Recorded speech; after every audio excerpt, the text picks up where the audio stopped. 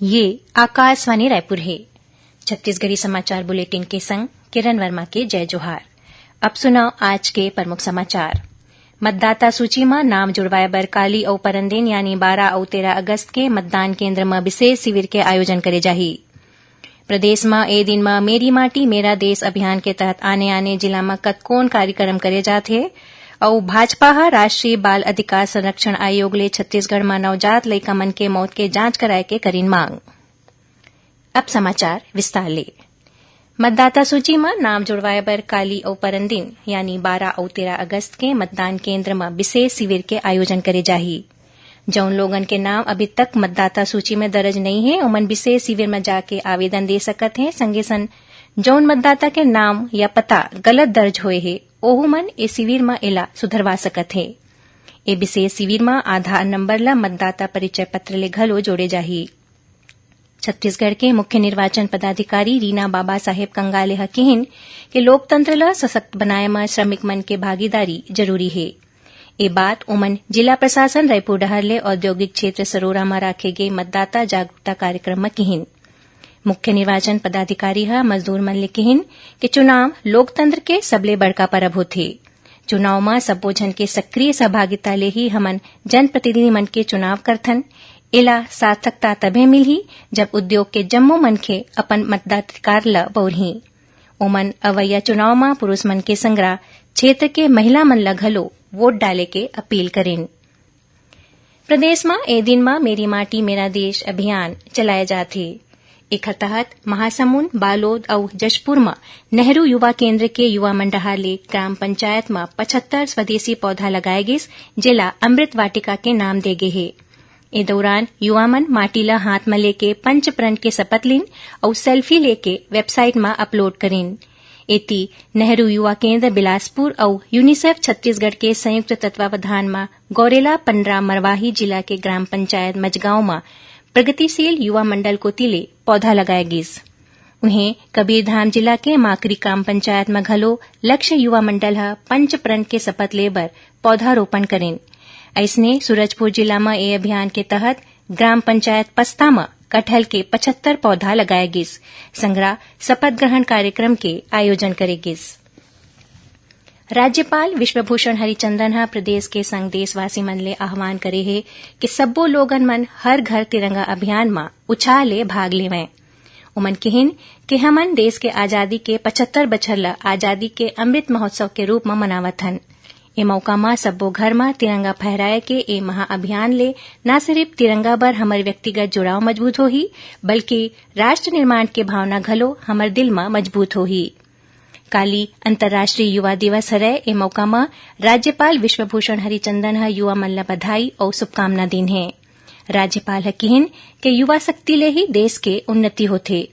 युवा दिवस मनाए के उद्देश्य सामाजिक, आर्थिक और राजनीतिक मुद्दा मन में युवा मन के भागीदारी बढ़ाना है और देश के विकास में ओखर योगदान ल रेखांकित करना है। राज्यपाल ह कहिन कि युवा मन ल हरित कौशल ले जोड़ के पर्यावरण और वन क्षेत्र में कौशल विकास के एक अच्छा पहल सरकार डहाले करे जाथे। छत्तीसगढ़ के पहली महिला सांसद मिनी माता के आज पुण्यतिथि हरय। ए मौका में राजधानी रायपुर के शहीद स्मारक भवन में मिनी माता स्मृति दिवस और प्रतिभा सम्मान समारोह राखे गिस। ए मौका में मुख्यमंत्री भूपेश बघेल ह सतनामी समाज के ज्यादा वाले विकासखंड में मॉडल जैत खाम के निर्माण के घोषणा करेन। ओमन कार्यक्रम में सामाजिक उत्थान के दिशा में अच्छा काम करैया सतनामी समाज के 11 महिला मन ल प्रतीक स्वरूप सम्मानित करेन। संगरा ओमन गुरु घासीदास साहित्य और संस्कृति अकादमी के नवा बने सदस्य मन ल पद और कर्तव्य निष्ठा के शपथ दिलाइन। छत्तीसगढ़ी समाचार बुलेटिन आप मन आकाशवाणी रायपुर ले सुनत हो। छत्तीसगढ़ के खबर ले है आपकी वास्ता और खबर के विश्वसनीयता ले है हमर वास्ता। आकाशवाणी समाचार रायपुर के प्रादेशिक समाचार बुलेटिन के संगे संग हमार समसामयिक कार्यक्रम आप रेडियो के संग अपन मोबाइल में घलो सुन सकत हो। आकाशवाणी समाचार फेसबुक, ट्विटर और यूट्यूब में घलो हावय। हमार फेसबुक पेज हरे Chhattisgarh news on AIR, Twitter handle CGAIR news और हमार यूट्यूब चैनल हरे छत्तीसगढ़ AIR न्यूज। तो अब रेडियो के संगे संग आपके मोबाइल के माध्यम ले हम आप तक पहुंचत हन। छत्तीसगढ़ के हर खबर पर सुनत रहो आकाशवाणी समाचार। अब आगू बढ़बो बांचे समाचार को ती। भारतीय जनता पार्टी ह राष्ट्रीय बाल अधिकार संरक्षण आयोग ले छत्तीसगढ़ में नवजात लइका मन के मौत के जांच कराए के मांग करीन हे। भाजपा अध्यक्ष अरुण साव के अगुवाई में सांसद विजय बघेल, गोमती साय और गुहाराम अजगल्ले ह इस संबंध में नई दिल्ली में आयोग ले शिकायत करीन हे।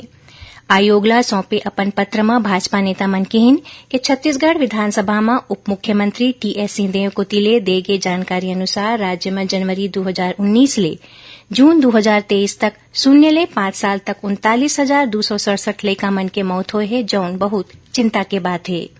भाजपा नेता मन आरोप लगाइन कि ये आंकड़ा ले स्पष्ट है कि राज्य सरकार नवजात शिशु मन ला स्वास्थ्य सुविधा देवाए में विफल रहे है। उमन आयोग ले ए मामला के जांच और जरूरी कार्रवाई करे के आग्रह करीन है। उप मुख्यमंत्री और स्वास्थ्य मंत्री टीएस सिंहदेव ह काली राष्ट्रीय कृमि मुक्ति दिवस और फाइलेरिया ले बचाव बर सामूहिक दवा सेवन अभियान के वर्चुअल शुभारंभ करीन। ए अभियान के तहत राज्य के जम्मो जिला मन में 1 साल ले 19 साल तक के लइका और किशोर मन ला कृमि मारे के दवा एल्बेंडाजॉल के गोली खवाए गिस। दवा खाए ले छूटे लइका मन ला 17 अगस्त के मॉपअप दिवस में इला खवाए जाही। ए कार्यक्रम के अंतर्गत 7 जिला दुर्ग, बालोद, बेमेतरा, जांजगीर चांपा, सक्ती, महासमुंद और मुंगेली में सामूहिक दवा सेवन अभियान शुरू करे जाथे, जौन 21 अगस्त तक चलही। रायपुर संभाग आयुक्त डॉ संजय अलंघा वीडियो कॉन्फ्रेंसिंग के माध्यम ले संभाग में सड़क में ले आवारा पशु मन ला हटाए और ओखर सेती सड़क दुर्घटना ला रोके के कार्रवाई के समीक्षा करेन। वीडियो कॉन्फ्रेंसिंग ले होए ए बैठका में पुलिस महानिरीक्षक रतनलाल डांगी समेत संभाग के जम्मो 5 जिला रायपुर, बलौदाबाजार, भाटापारा, गरियाबंद, धमतरी और महासमुंद के कलेक्टर शामिल हुईन।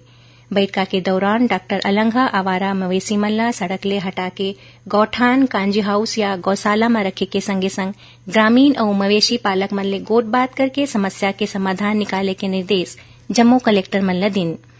बैठका में बताया गिस कि रायपुर संभाग में पाछू एक हफ्ता में 11,000 ले ज्यादा मवेशी मन ला सड़क ले हटाए गे हे। ओमन ला बड़का गौठान, गांव के कांजी हाउस या गौशाला में सुरक्षित रखे गे हे। एकरे संग मवेशी के मालिक मन ला लगभग 45,000 रुपया जुर्माना घलो वसूल करे गे हे। महासमुंद जिला के सिंघोड़ा पुलिस एक ठिन अंतर्राज्यीय गांजा तस्कर ला गिरफ्तार करे हे। आरोपी के कार ले 2 क्विंटल गांजा बरामद करे गे हे, जेकर अनुमानित कीमत 50 लाख रुपया बताए गे हे। पुलिस के पूछताछ में भिलाई निवासी आरोपी युवक बताइस के ओह गांजा ओडिशा ले महाराष्ट्र ले जावत रहिस। सुनैया मन ला बता दन कि प्रादेशिक समाचार एकांश डहाले समसामयिक विषय में आधारित साप्ताहिक कार्यक्रम बातों बातों में ये बखत नई राष्ट्रीय शिक्षा नीति ऊपर शशांक शर्मा ले गे भेंट वार्ता प्रसारित करे जाही। एखर दूसरैया कड़ी के प्रसारण आकाशवाणी के रायपुर केंद्र डहाले काली 12 अगस्त के बिहनिया 10:30 बजे ले करे जाही। इला छत्तीसगढ़ के जम्मू आकाशवाणी केंद्र एके संग्रह रिले करही। अब थोड़कुन समाचार सार में। छत्तीसगढ़ राज्य ओपन स्कूल डहाले सितंबर-अक्टूबर 2030 में ले जाने वाला परीक्षा के समय सारणी तय कर दे गे हे। एकर तहत हायर सेकेंडरी के परीक्षा 26 सितंबर ले 12 अक्टूबर तक और हाई स्कूल के परीक्षा 26 सितंबर ले 10 अक्टूबर तक ले जाही।